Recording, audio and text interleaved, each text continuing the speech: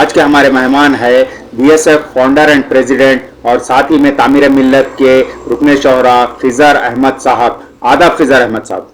ज्यादा पुर शर्मा नवीन जिंदल अभी गिरफ्तार नहीं हुए, इसके बारे में आपका क्या कहना है?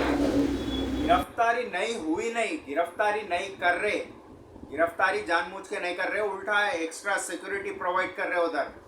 मिसाल के तौर पे अगर एक घर से कोई एक आदमी खून कर देगा तो उसके नहीं, पुलिस जब जाएंगी उसके घर पे पूछ रहे हैं, ये बोल दिए उसके लोग आए कि उन्हें हमारा रिश्तेदार नहीं है, जाओ, हम लोग उसको रिश्तेदार नहीं मानते, बोले तो हो जाती वो बात नहीं होती। पुलिस तो कैसा भी घर वालों से पूछताछ करेंगी, वैसा बीजेपी वाले बोल दिए ये हमारा मेंबर नहीं है, बोले तो खत्म नहीं हो जाता वो।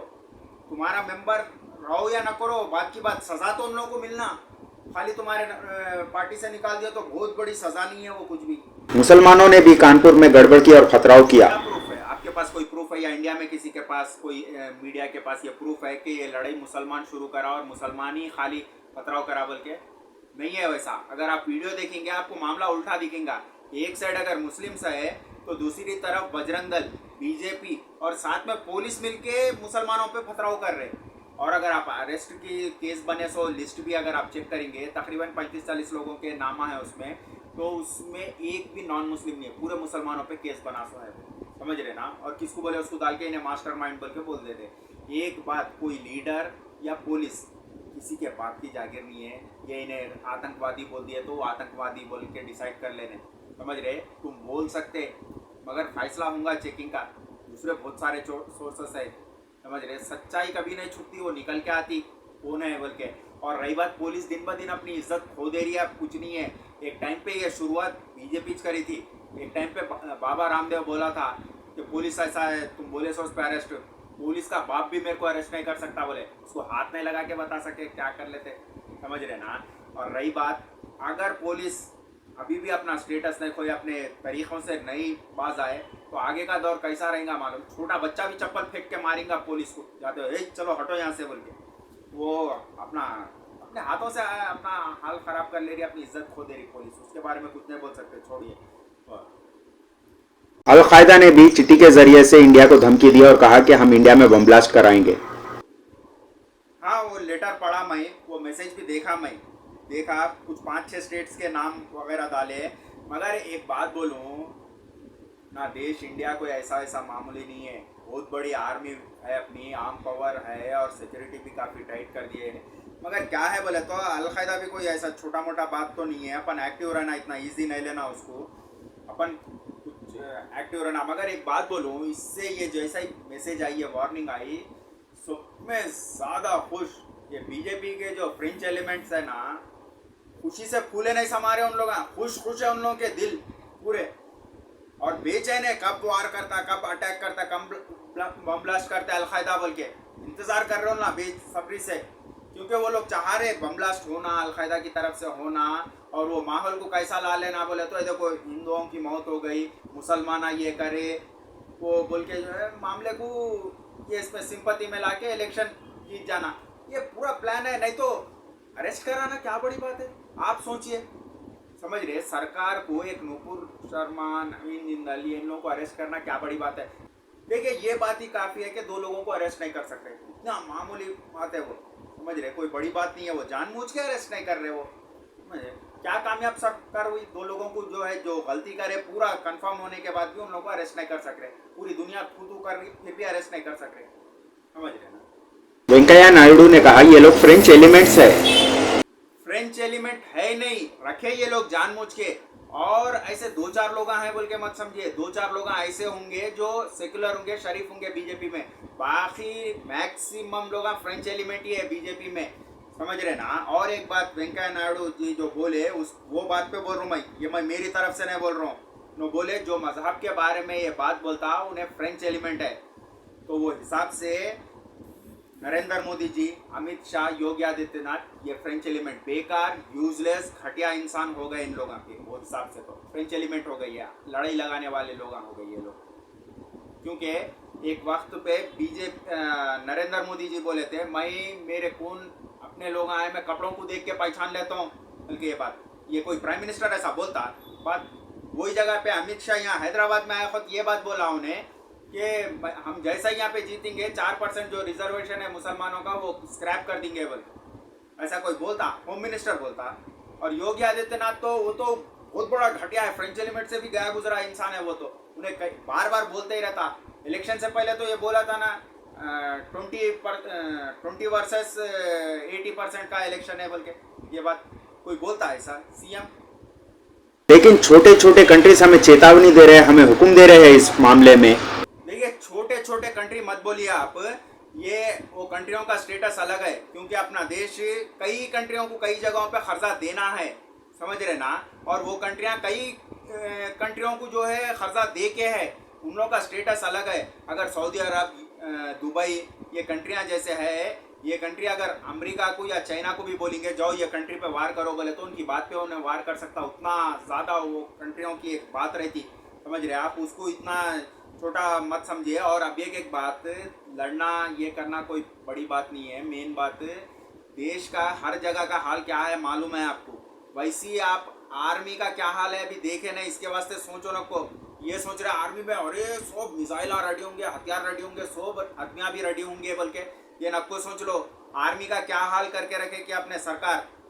क्योंकि अगर जाके देखेंगे तो जब पता चलेगा कितने चीज़ा रखे, कितने हथियारा बेच दिए, कितने ख़राब है, कितने मिसाइल चले गए और कितने जवाना है वहाँ पे, समझे। ये इस पे जो है ये भरोसे पे लड़ लेने की बात नको कर दो, 20,000 रोड पे हो जा सकते हैं अपन। लेकिन ऐसे कई कंट्रियां बीच में उठकर कई बात बोल रहे हैं, कई हुक्म दे रहे हैं, हम कुछ स्टेप लेने से पहले ही वो लोग कुछ बात बोल रहे हैं। बेशक बोलना, समझ रहे। कोई ये जमीन का, कोई कंट्री का, कोई पर्सनल मामला नहीं है ये, समझ रहे। ये इस्लाम का मामला है, इस्लाम का। इस्लाम पूरे दुनिया का मजहब है, उसमें हर अरब कंट्री को बोलना चाहिए। और बोल रहे, बहुत खुशी की बात है, समझ रहे ना। पहले ज़्यादातर ये चीज़ों में नहीं आते थे, लेकिन अब पूरे अरब कंट्रियाँ एकजुट होकर बोल रहे ऐसा। और उसके अलावा कई संस्थाएं, कई लोग बोल रहे, बहुत खुशी की बात है, बोलना, बेशक बोलना, समझे। और रही बात, जैसा कि पहले भी ऐसा नबी के बारे में चार्ल्स हेब्डो कुछ किताब में ऐसा फोटो डाला था, क्या हुआ फ्रांस में, पेरिस में तकरीबन 4 लोग आए, प्रेस में घुसे, 12 लोगों को वहाँ पे फायर कर दिए, चले गए, पूरी प्रेस बर्बाद कर दिए। फ्रांस, पेरिस की उतनी टाइट सिक्योरिटी है अपनी, ऐसा कुछ हाल हो गया तो यहाँ पे।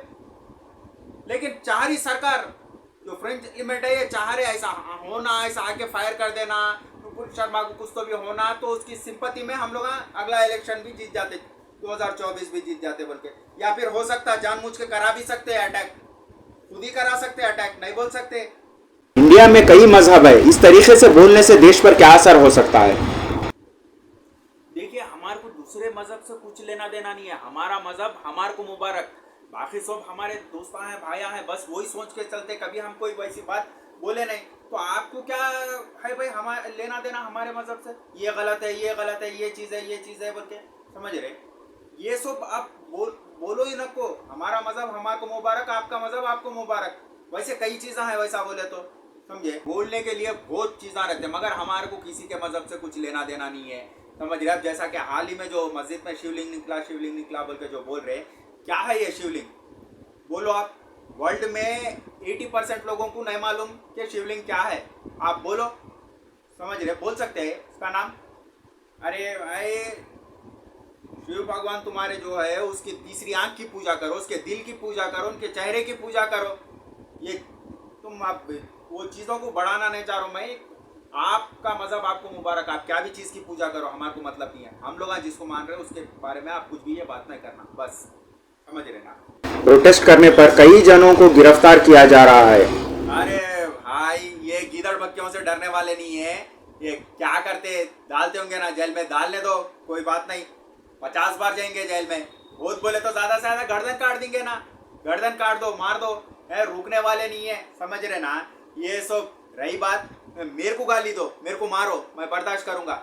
मजहब के बारे में हमारे नहीं बोलना, हमारे मजहब के बारे में नहीं जाना, हम लोग खामोश बैठने वाले नहीं है। मुसलमान हर जगह बटा हुआ है, फिरकों में यहाँ वहाँ बटा हुआ है, उसको एक करने वाली चीज़ एक ही है, वो है हमारा मजहब इस्लाम। और जब इस्लाम के खिलाफ कोई बोलेगा ना, तो कितने भी दुश्मन रहने दो, आपको एक गले में हाथ डाल के लड़ते हुए जेल में जाते हुए उसके साथ प्रोटेस्ट करते हुए दिखेंगे उन लोग।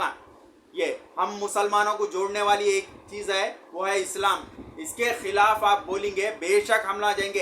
अरे जेल में डालो, गर्दन काटो, मैं रेडी हूँ, मगर जो है रुकेंगे नहीं। समझ रहे ना? आपका कहने का मतलब है नुपुर शर्मा को अरेस्ट करना होगा। अरेस्ट करना ही, क्योंकि मामला हमारे मजहब का है, हमारे नबी का है। ये एक दो मुसलमान का मामला नहीं है। ये कैसा भी यहाँ पे अरेस्ट होना ज़रूरी है। और एक बात, मेरा ये मैसेज सारे इंडिया के लिए है, जितने भी लोग ये वीडियो देख रहे हैं उतना भी शेयर करिए। ये जो बीजेपी की सरकार है, जो कहती है कि हिंदू खतरे में, हम हिंदू के हित में है, हम देश के हित में है, तो उनके लिए ये बात है। देखिए जो तरीके से अब चल रहा जो हाल, गल्फ कंट्रियों में से नॉन मुस्लिम हिंदुओं को नौकरी से निकाल दे रहे। जो कोई मुसलमान नहीं चाहेगा, कोई इंडियन नहीं चाहेगा उन लोगों को नौकरी से निकाल देना, बल्कि लेकिन उन लोग निकाल रहे। कई मेरे एक दो दोस्तों को निकाल दिया वहाँ से, समझ रहे, उन लोगों को वापस आना पड़ा। तो इससे ये एक बात क्या है मालूम है, उसका पूरा परिवार परेशान हो रहा है यहाँ पे। समझ रहे एक चीज, इतने हिंदू, हजारों हिंदुओं परेशान हो रहे, मगर ये लोग क्या कर रहे, अपने दो चार साथियों को अरेस्ट नहीं कर रहे। समझ रहे, अपनी खुशी के खातिर हजारों हिंदुओं परेशान हो गए, कोई बात नहीं। और अलकायदा जो वार्निंग दिया, कभी भी कुछ हो सकता, खुदा ना खास्ता कुछ हो गया तो अल्लाह ना करे, कोई बम ब्लास्ट हो गया, 1000-2000 लोग मर गए तो क्या, कोई बात नहीं, मरे तो मरे। हमारे 2 लोगों को तो जो है हम लोग जेल में नहीं डालेंगे। ये तरीका है, अपनी खुशी के वास्ते इतने हिंदुओं को जो है बलि चढ़ा दे रहे।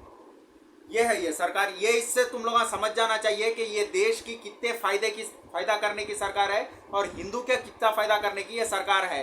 क्योंकि अगर आप देखेंगे, हिंदू तो परेशान है, देश की ट्रेडिंग रुक रही, कई चीज़ें रुक रही, इकोनॉमी गिर सकता, बहुत इकोनॉमी लेवल पे काफ़ी नीचे आ सकता। क्योंकि अरब कंट्रियों के अलावा यूरोपियन कंट्रियां भी कई खिलाफ हो गए, जैसा कि कनाडा, रशिया, कई कंट्रियां ऐसा खिलाफ हो गए इंडिया के ये बात के वजह से, और कई बड़े बड़े लोग भी उसके खिलाफ हो गए। तो इससे बहुत बड़ा नुकसान हो सकता है देश का। लेकिन उन लोगों को ये चीज़ से मतलब नहीं है, हुआ तो देश को नुकसान, हुआ तो हिंदू को नुकसान, मरा तो हिंदू मरा, बेरोजगार हुआ तो हिंदू हुआ, अपने को तो कुछ नहीं हो रहा ना। अपने को तो जो है और फायदा है इसमें, हिंदुओं का नुकसान कर रहे देखो, बल्कि जो है हम उस हिंदू मुसलमान का माहौल बना के सिंपति से जो है 2024 निकाल ले सकते, बल्कि ये हिसाब से आप लोग समझ लो। आगे इसके वास्ते ये सोचो, ये सरकार कितना हिंदू को फायदा करती, कितना देश को फायदा करती, ये आप लोग सोचो, आप लोग डिसाइड करो। समझ रहे, मैं तो इतना ही बोलना चाह रहा हूँ बस। अल्लाह हाफिज़।